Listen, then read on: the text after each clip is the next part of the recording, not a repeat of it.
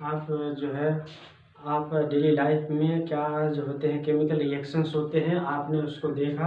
अब आपका जो नेक्स्ट टॉपिक है रिएक्टेंट। क्या रिएक्टेंट होते हैं, रिएक्टेंट की क्या डेफिनेशंस होती है। The general definition of reactant are those substances are those molecules which takes part in chemical reactions are known as reactant molecules. यहाँ पर इसकी जो जनरल डेफिनेशन लिखेंगे, all those molecules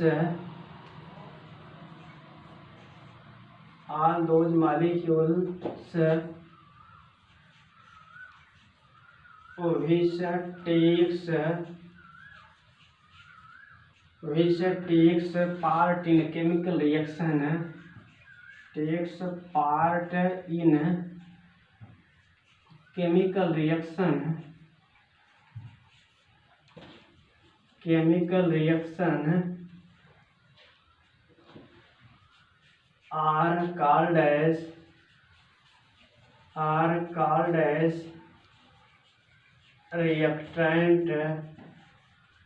are called as reactant molecule. All those molecules which takes part in a chemical reaction are called as reactant molecules. इसका मतलब ये होते हैं कि वे सबस्टेंसेज, वे मॉलिक्यूल्स है जो किसी भी केमिकल रिएक्शन में पार्टिसिपेट करते हैं, भाग लेते हैं, उसी को कहते हैं रिएक्टेंट। जैसे हम कहते हैं क्रिकेट का मैच होता है, तो वहाँ पर क्रिकेट के मैच में जनरली 11 प्लेयर होते हैं। सभी क्या करते हैं, उस मैच में क्या करते हैं, पार्टिसिपेट करते हैं। तो जितने भी मेंबर्स होते हैं वे सभी क्या होते हैं, रिएक्टेंट। अगर केमिकल रिएक्शन के टर्म्स में समझे तो जितने भी खिलाड़ी होते हैं, एक एक पार्ट करके जो भी लगे होते हैं, वे सभी क्या कहलाते हैं, रिएक्टेंट्स होते हैं। ओके, नेक्स्ट आपका है प्रोडक्ट। प्रोडक्ट की जो जनरल डेफिनेशन होती है, the substances formed in chemical reactions are called as product. The substances which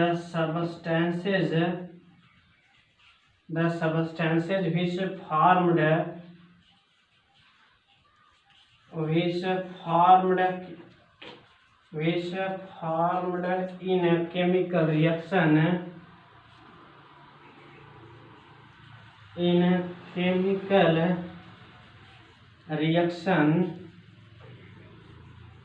in a chemical reaction are called as product. मतलब आपको बताए गए हैं the substances which formed in chemical reactions are called as product. मतलब जो किसी भी chemical reaction में जो बनता है उसी को कहते हैं प्रोडक्ट। जैसे हमने आपको बताया क्रिकेट के मैच का, जैसे जब कोई एक ही टीम है, कोई दूसरी टीम है, जब आपस में क्या करती है, खेलती है, तो खेलने के दरमियान दो ही चीज़ें होती हैं, या तो लूज करना या तो विन करना। तो लूज इन दोनों के टक्कर से रिएक्शन से क्या बना है, विन और लॉस। तो विन और लॉस क्या हो जाएगी, इसका प्रोडक्ट, यदि केमिकल वे में हम समझें। यहाँ पर आप इसके नेक्स्ट एग्जांपल समझेंगे। एग्जांपल इसमें यही है कि when magnesium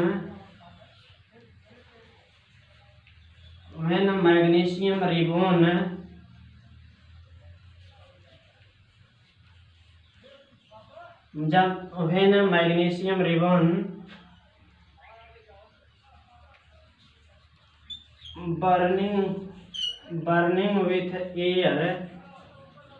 burning with air, that is air का मतलब क्या होता है, ऑक्सीजन। यहाँ पर लिखा है कि when magnesium ribbon burning with air to form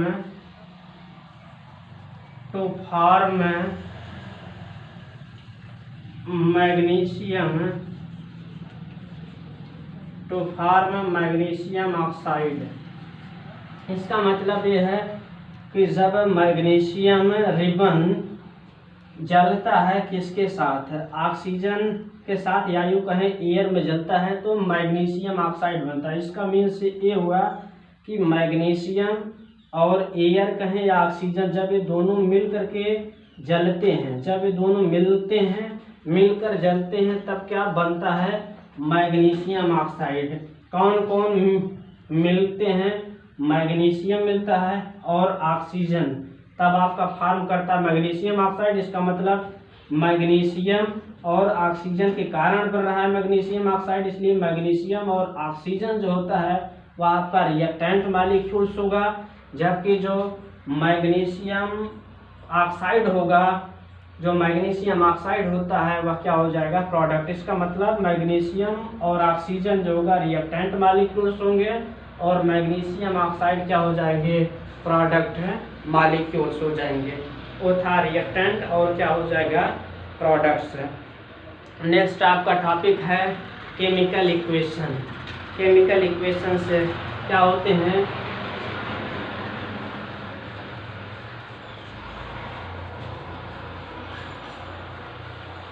chemical equation,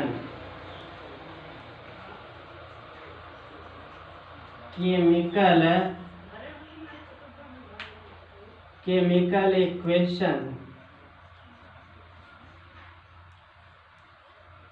chemical equation की क्या डेफिनेशन होती है। केमिकल इक्वेशन की, the chemical reaction can be represented in the form of a chemical equation. It involves use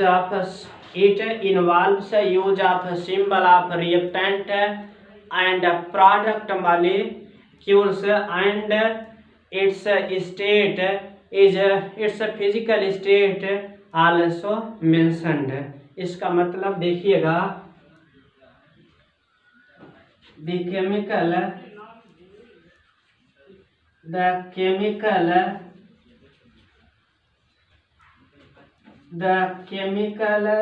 reaction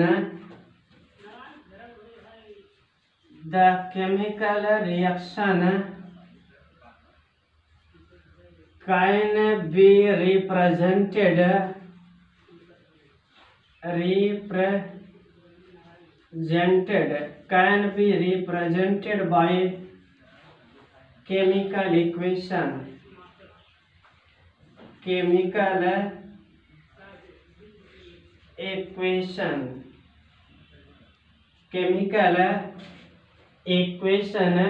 The chemical reaction can be represented by the chemical equation। It involves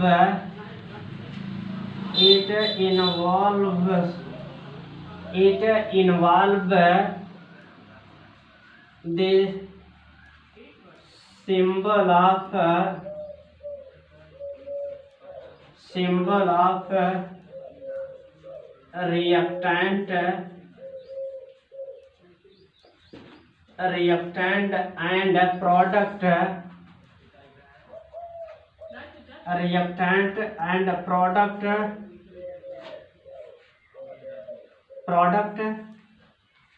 and mention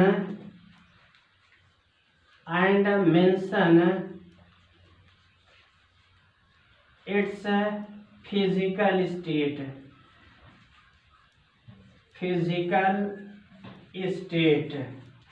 इसका मतलब ये बताया गया है कि जो chemical reactions होते हैं उसको केमिकल इक्वेशन के थ्रू रिप्रेजेंट किया जाता है, और इसमें जो होते हैं, जो रिएक्टेंट मॉलिक्यूल्स होते हैं और प्रोडक्ट मॉलिक्यूल्स होते हैं, वह सिंबल के रूप में जो होते हैं डिनोट किए जाते हैं, और इसकी जो फिजिकल स्टेट्स होती है उसको भी मेंशन करना पड़ता है। इसका मीन से होता है फॉर सॉलिड, सॉलिड के लिए हम स्मॉल एस से डिनोट करते हैं, लिक्विड के लिए small L, for aqueous solution AQ से क्या करते हैं, डिनोट करते हैं। तो यहाँ पर जैसे इसके एग्जाम्पल से देखिएगा, example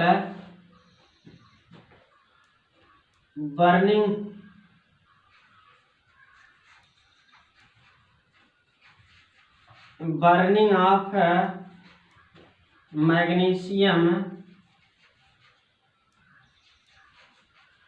burning of magnesium ribbon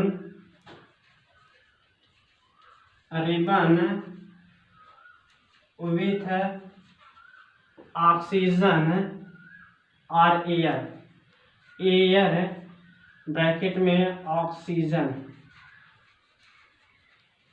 it's mean यहाँ पर जो होते हैं मैग्नीशियम को आप लिखते हैं Mg, मैग्नीशियम रिबन क्या हो जाएगा Mg से ऑक्सीजन O2। यहाँ पर burning of magnesium ribbon with oxygen तो क्या फॉर्म करता है, to form magnesium oxide, magnesium oxide form करता है। तो यहाँ पर Mg ऑक्सीजन का जो फार्मूला होता है O2, मैग्नीशियम ऑक्साइड का क्या हो जाएगा MgO। तो यहाँ पर इसमें 2 का मल्टीपल कर दीजिए, यहाँ पर 2। तो जनरली इसका मीन्स ये हुआ कि जो कोई भी केमिकल रिएक्शंस होते हैं इसको इक्वेशन के थ्रू क्या किया जाता है, रिप्रेजेंट किया जाता है। अब आपको मैंने बताया था कि रिएक्टेंट और प्रोडक्ट भी इसमें समझ लेंगे। मैग्नीशियम और ऑक्सीजन दोनों रिएक्ट करके क्या बना रहे हैं, मैग्नीशियम ऑक्साइड। तो ये आपका क्या होते हैं, रिएक्टेंट, ये आपके रिएक्टेंट हैं, जबकि मैग्नीशियम ऑक्साइड क्या होते हैं, आपके प्रोडक्ट होते हैं। क्या हो जाएंगे, प्रोडक्ट हो जाएंगे। यहाँ पर जो एरो यूज किया जाता है, जो एरो में टेल होता है, इसको टेल बोलते हैं, इसको हेड बोलते हैं। जो टेल के साइड होते हैं वह रिएक्टेंट्स होते हैं, जो हेड के साइड होते हैं वे आपके क्या होते हैं, प्रोडक्ट्स होते हैं किसी भी केमिकल रिएक्शंस में, चाहे कोई भी केमिकल रिएक्शंस हो। और यहाँ पर इसके जो स्टेट्स होते हैं, मैग्नीशियम के स्टेट्स क्या होते हैं, मैग्नीशियम सॉलिड स्टेट में पाया जाता है, ऑक्सीजन ये गैसियस स्टेट में पाया जाता है। इसके बाद मैग्नीशियम ऑक्साइड ये भी आपका क्या होता है, सॉलिड स्टेट में पाया जाता है। किसी भी केमिकल इक्वेशन को कैसे जो होते हैं रिप्रेजेंट किया जाता है, ऐसे आपके रिप्रेजेंट किए जाते हैं। ओके, आप इसको लिख लीजिए, लिख लिए, okay.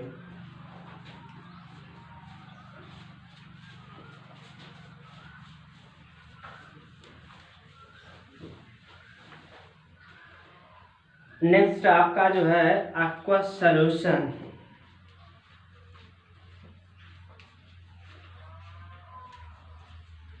Aqueous solution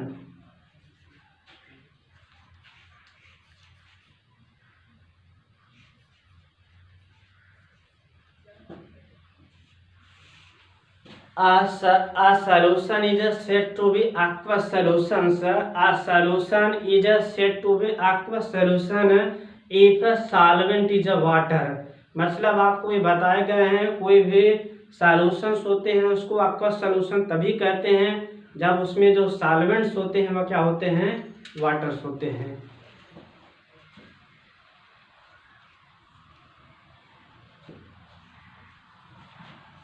all those solution in which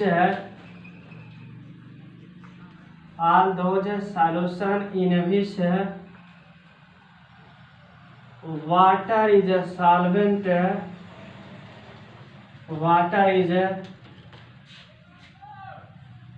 solvent are called as aqueous solution.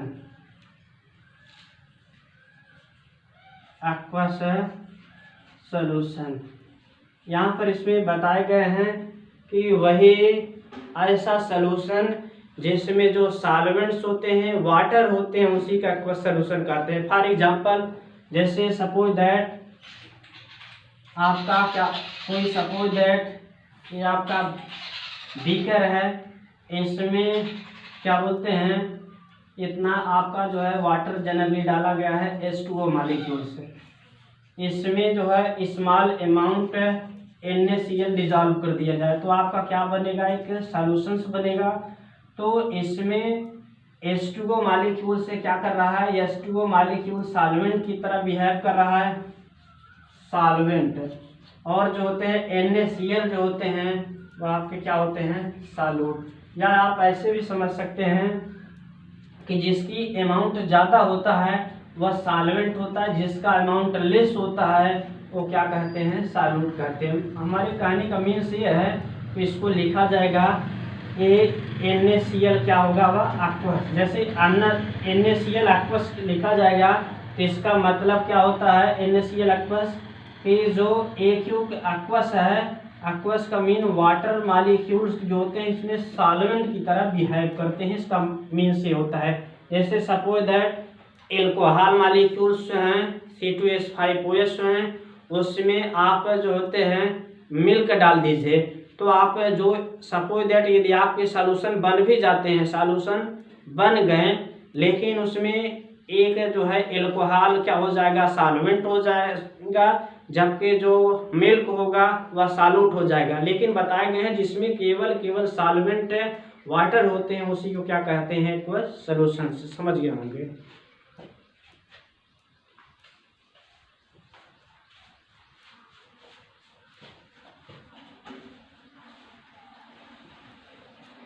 Next आपको जो पढ़ना है, how to balance chemical reaction, how to balance chemical reactions,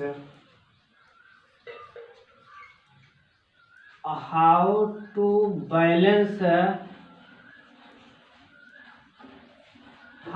balance chemical reaction,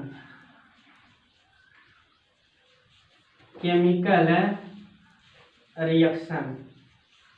इसका मीन्स है कि कोई भी केमिकल रिएक्शंस होते हैं उसको कैसे बैलेंस करते हैं, किसी भी केमिकल रिएक्शन को कैसे बैलेंस करते हैं। तो यहाँ पर सपोज दैट यहाँ पर कैसे करते हैं, फर्स्ट ऑफ ऑल एक जो है आपको इक्वेशन मिलेगा। जैसे कोई भी केमिकल रिएक्शन कर दिया जाए बैलेंस करने के लिए तो suppose that Fe oxygen Fe oxygen से रिएक्ट किया और आपका फॉर्म किया H2O मॉलिक्यूल से। Fe जो है H2O मॉलिक्यूल से रिएक्ट किया Fe2O3 और जो है हाइड्रोजन गैस रिलीज किया। ऐसा केमिकल रिएक्शन दे दिया जाए तो कैसे बैलेंस करते हैं। In this chemical reactions first of all we draw a box inside the chemical reactions, reactant molecules as well as product molecules। सबसे पहले हम किसी भी केमिकल रिएक्शन में हम बॉक्स को क्या कर देते हैं, ड्रा करते हैं। ऐसे आप क्या करेंगे, बॉक्स को ऐसे ड्रा करेंगे, बॉक्स ऐसे आप ड्रा कर लेंगे।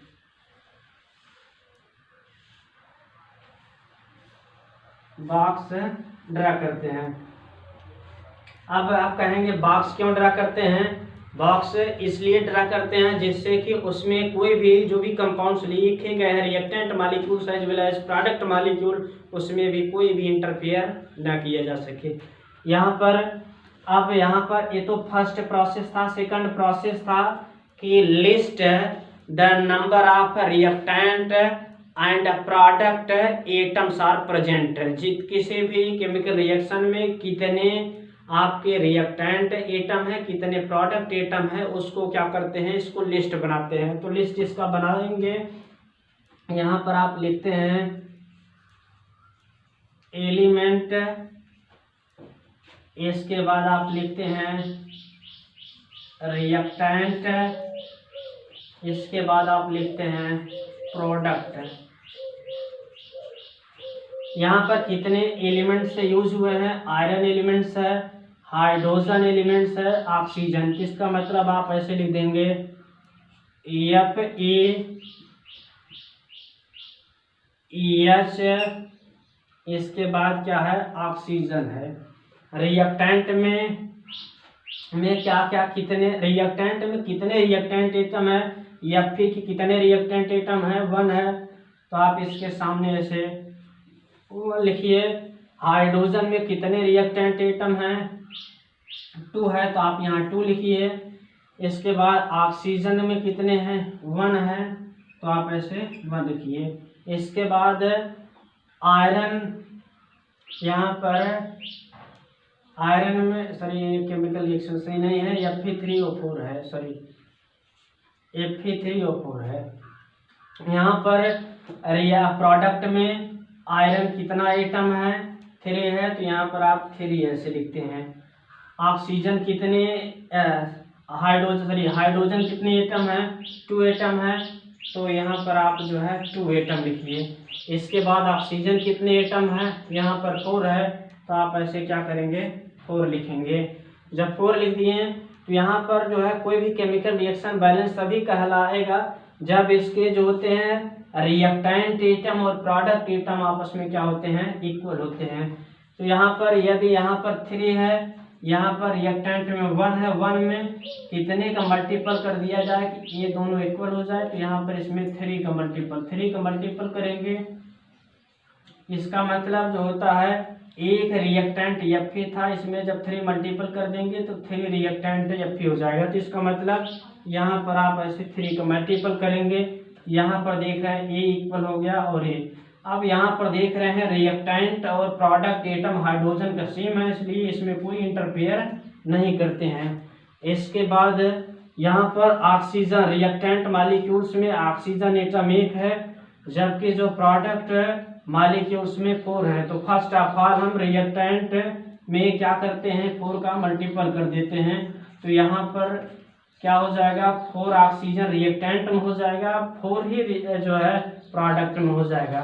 जब यहाँ पर आप 4 का मल्टीपल कर देते हैं H2O, इसमें ऑक्सीजन में जनरली यहाँ पर लिखा है केवल ऑक्सीजन में 4 का मल्टीपल करना है, लेकिन ब्रैकेट जो बता रहा है कि इसके अंदर मल्टीपल नहीं किया जा सकता है, कोई इंटरफेयर चेंजिंग नहीं किया जा सकता है। तो यहाँ पर 4 का मल्टीपल कर दिए।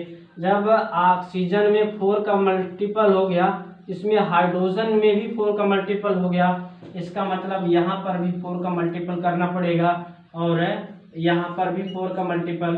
तो 2 4 जा यहाँ पर 8 एटम हो गया, यहाँ पर 2 4 जा 8 एटम यहाँ पर हो गया।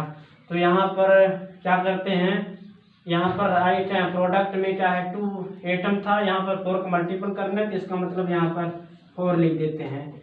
यही आपके क्या होते हैं, बैलेंस्ड केमिकल रिएक्शन। इस बैलेंस केमिकल रिएक्शंस जो होता है, इस मेथड को हीट एंड ट्रायल मेथड के नाम से जाना जाता है। जो भी केमिकल रिएक्शंस है इसको हीट एंड ट्रायल मेथड के नाम से जाना जाता है। और ये जो केमिकल रिएक्शंस है आपके बैलेंस केमिकल रिएक्शंस है, जब इसके फिजिकल, लेकिन इसमें इसके कोई भी फिजिकल स्टेट को क्या किया गया है, ड्रा नहीं किया गया है। जब इसके फिजिकल स्टेट को ड्रा करते हैं तब ये केमिकल रिएक्शन लिखते हैं 3FeS plus 4H2O gas, then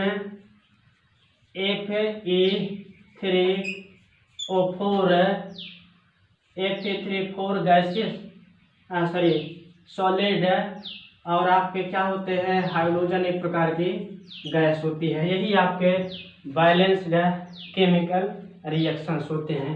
इसको आप जो है लिख लीजिए, मैं इसके बाद मिटा रहा हूँ।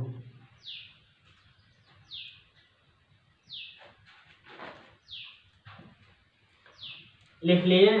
तो नेक्स्ट आप एक और केमिकल रिएक्शंस देखिए कैसे इसको जो होते हैं बैलेंस किए जाते हैं।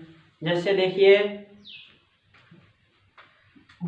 यहाँ पर आपका जो नेक्स्ट केमिकल रिएक्शंस होता है when carbon monoxide reacts with hydrogen gas, when carbon monoxide reacts with hydrogen gas to form ethyl alcohol, to form methyl alcohol. तो इसमें मेथिल एल्कोहल फॉर्मेशन होता है।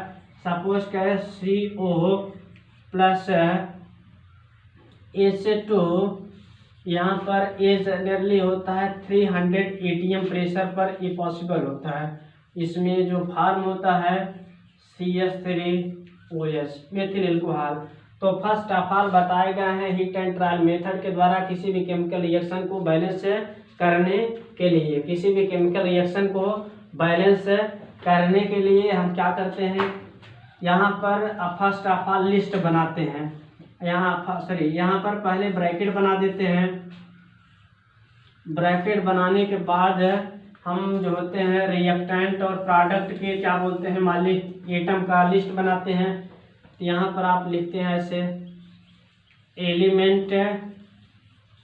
एलिमेंट, इसके बाद यहाँ पर आप लिखते हैं रिएक्टेंट, इसके बाद आप लिखते हैं क्या प्रोडक्ट। ये आपका होगा एलिमेंट्स, रिएक्टेंट और ये क्या हो जाएगा प्रोडक्ट्स हो जाएगा। एलिमेंट्स आपका क्या है, यहाँ पर कार्बन है, यहाँ पर आपका क्या है ऑक्सीजन है, यहाँ पर क्या है हाइड्रोजन है। यस, इसमें रिएक्टेंट में क्या क्या आपने यूज किया, कितने रिएक्टेंट में कार्बन कितने एटम है 1 है, तो आप यहाँ पर ऐसे 1 लिखिए। यहाँ पर ऑक्सीजन कितने एटम है 1 है, तो यहाँ पर आप 1 लिखिए। अब हाइड्रोजन के कितने एटम हैं, तो 2 एटम है, तो आप यहाँ 2 लिखिए। प्रोडक्ट में कितने जो है कार्बन एटम है, इसके सामने कार्बन एटम 1 है, यहाँ पर आप 1 लिखिए। ऑक्सीजन एटम 1 है, तो यहाँ पर 1 लिखिए। इसके बाद लास्ट हाइड्रोजन एटम कितने हैं, तो यहाँ पर 3 यहाँ पर है, 1 यहाँ पर है, 4 है, 4 यहाँ पर ये। अब यहाँ पर देखिएगा कि एक है यहाँ पर कार्बन एटम के नंबर जो है एक रिएक्टेंट में है एक प्रोडक्ट में है, ऑक्सीजन का एक रिएक्टेंट में है एक प्रोडक्ट में, मतलब इन दोनों नंबरों में कोई हमें इंटरफेयर नहीं करना है। अब हाइड्रोजन एटम को देखिएगा रिएक्टेंट में 2 है जबकि प्रोडक्ट में कितना है 4 है, तो यहाँ पर क्या करते हैं इसमें 4 है तो रिएक्टेंट में कितने का मल्टीपल कर दिया जाए 4 हो जाए, तो इसका मतलब इसमें 2 का 2 का मल्टीपल 4, इसका मतलब तब हाइड्रोजन हमें क्या करना पड़ेगा 2 का मल्टीपल करना पड़ेगा। यही आपका क्या होता है बैलेंस है केमिकल रिएक्शन से। अब इसको फिजिकल स्टेट में जो है लिखने के लिए तो यहाँ पर लिखते हैं CO, इसके बाद ये गैसियस स्टेट में पाया जाता है, गैसियस स्टेट प्लस यहाँ पर 2 यहाँ पर गैस है। इसके बाद जो आपका 300 ATM उसको लिख दीजिएगा, यहाँ पर हो जाएगा CH3OH है, इसके बाद CH3OH, इसके बाद यहाँ पर एक क्या पाया जाता है लिक्विड है,